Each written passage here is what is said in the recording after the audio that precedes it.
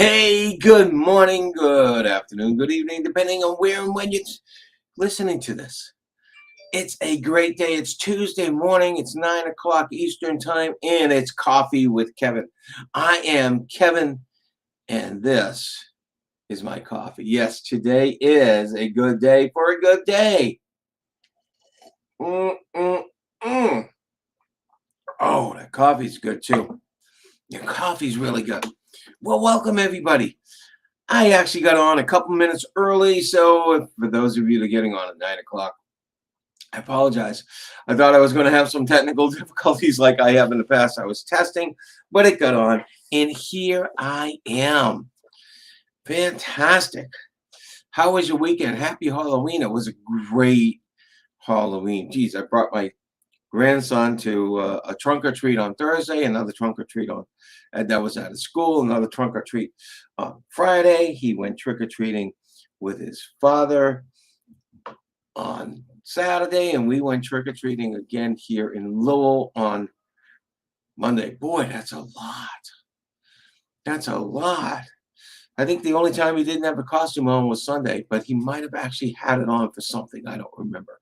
Anyway, it was like okay, I love Halloween. Halloween is when people let their imaginations run, and when people actually have fun with their imaginations. And it was just so cool to see all these people out here in all those costumes.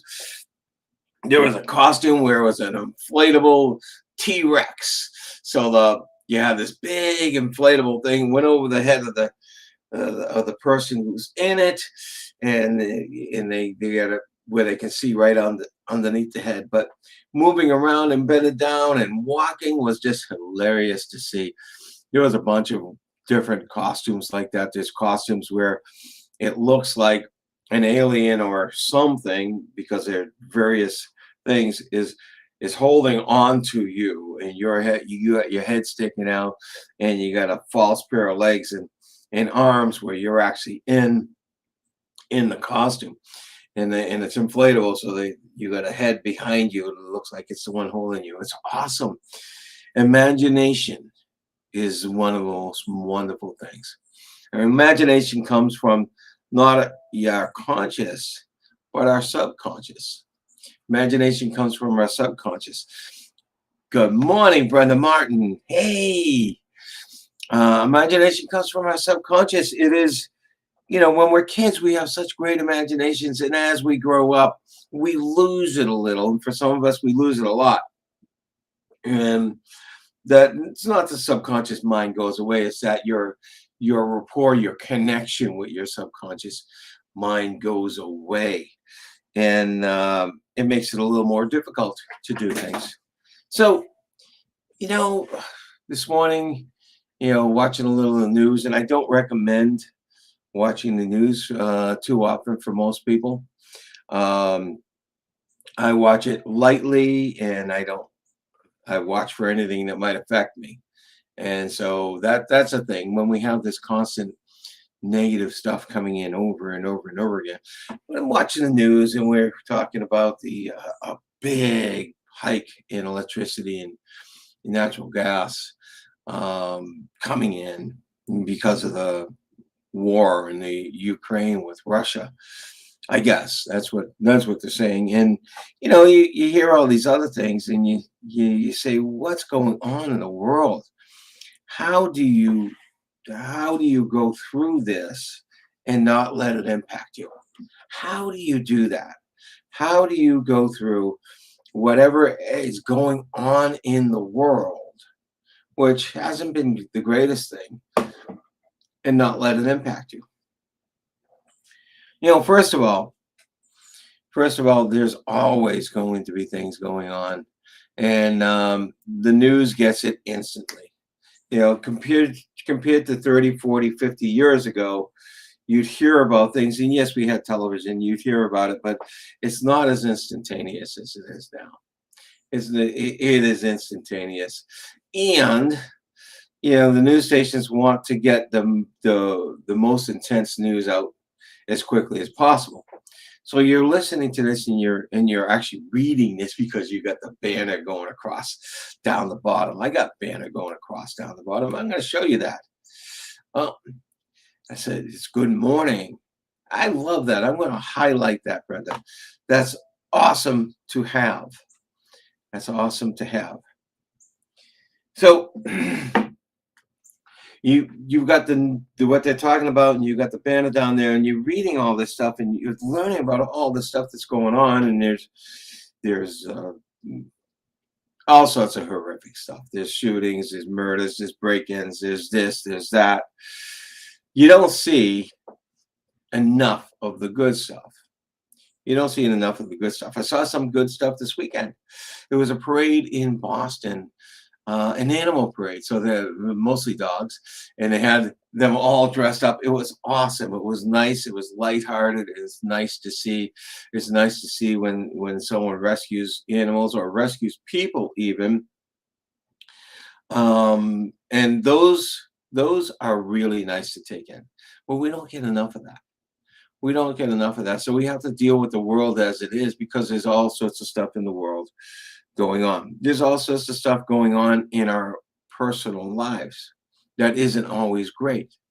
So how do you deal with what is going on in our own worlds, in the world around us?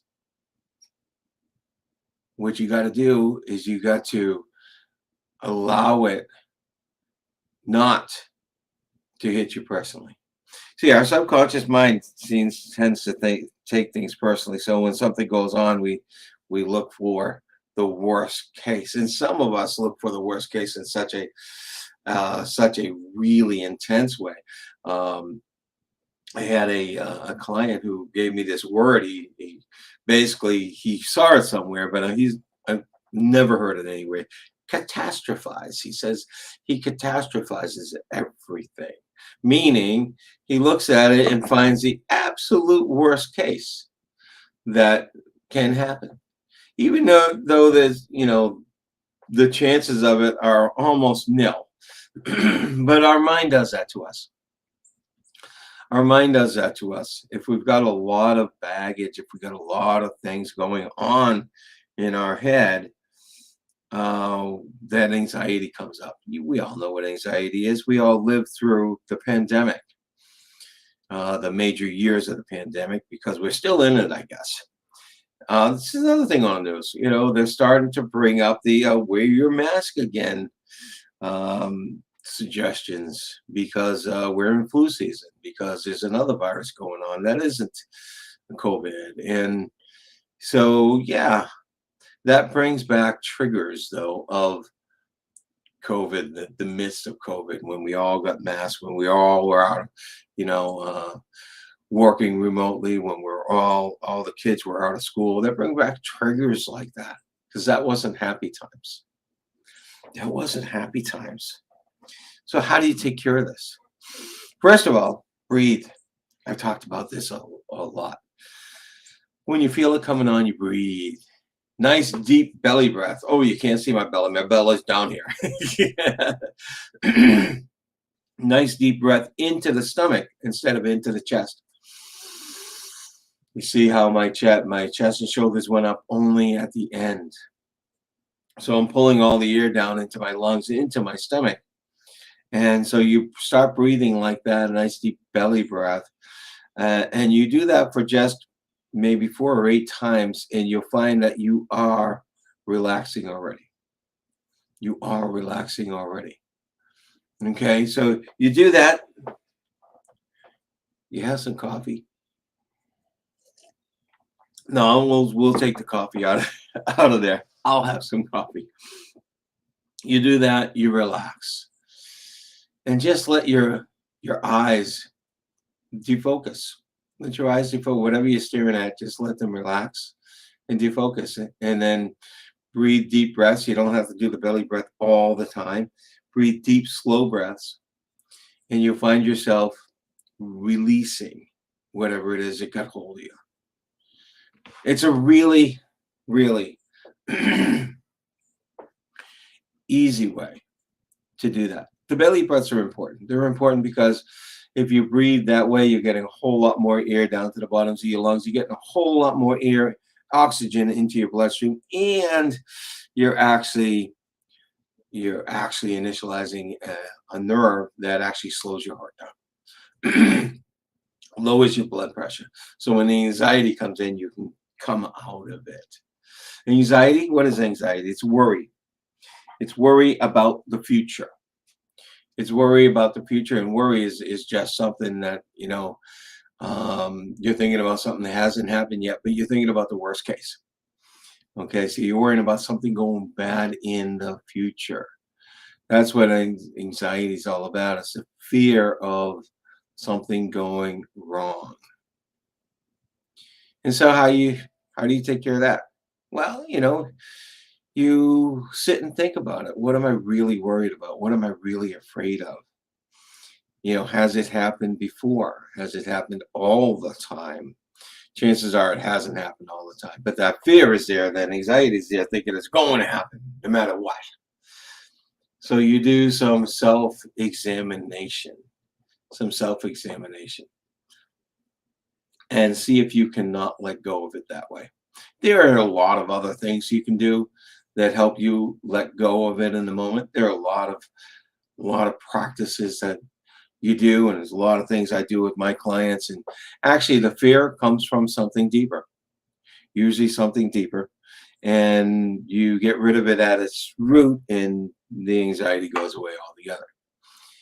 Um, we can't go through life like this. We can't, because it makes life hard for us. It makes life hard for the people around us. So we use these tools, and we seek help if we can, to help us get rid of it. To help us get rid of it.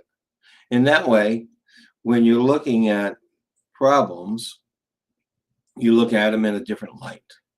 You ever hear these stories about people who were at an accident? They're at the same accident, but they tell it differently. And maybe they tell it differently because one person's standing over here and another person's standing on the other side. So they see different things. That's called different perceptions. And when we can look at our problems from a different ways, different perceptions, then we usually can get rid of those problems as well. Okay, this has been Coffee with Kevin. It is a spectacular Tuesday. I'm looking out the window. I don't have you don't see sunshine coming out of my window.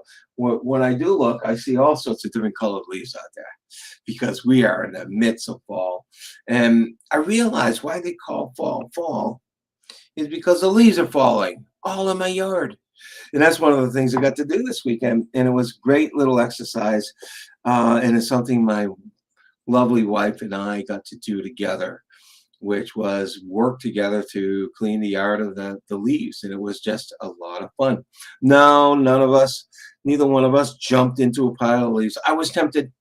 I used to do that all the time when I was younger. Good morning. Good morning, Deb. How are you? When you get to partake in something, and yes, it was tiring, it was a lot of work, but it was still fun. It was fun because I wanted it to be fun, because I said, okay, how can I best do this? Can I try it from this way? Do I rake? Do I blow the leaves? And how much do I use the mulcher, the leaf mulcher that we have in the blower? My wife loved using that. She vacuumed up everything, and I almost got sucked into that thing too. I would have got mulched right up. But it was fun. And especially when you can do things together with someone else, it gets to be a lot of fun. Well, when you approach things from that way, and that's that imagination I was telling you about, and you use your imagination, it's amazing what things can pop up, what things can happen. All right, this has been Coffee with Kevin. I am Kevin again, and yes, this is my coffee, and yes, it truly is coffee. You can see the tent, and you can see some of the coffee in there. I want you to know that I'm not faking you all up, even though my doctor, or actually nurse practitioner, I saw yesterday, told me that she told me this news. She says, coffee will raise your blood sugar. So maybe you want to slow down on the coffee. I wanted to tell her, I got coffee with Kevin every Tuesday. I can't slow down. I have to have coffee. And by 9 o'clock, I'm on my second, at least. So maybe this will be, I won't have one for a little while after that, and I'll slow it down so I don't have 4 in the morning. All right. I wish you the best, the fantastic day, no matter what the weather is. You have a great day, and I know you can make it a great day. I know you can make it a great week. So let's do that. Take care, all. Bye.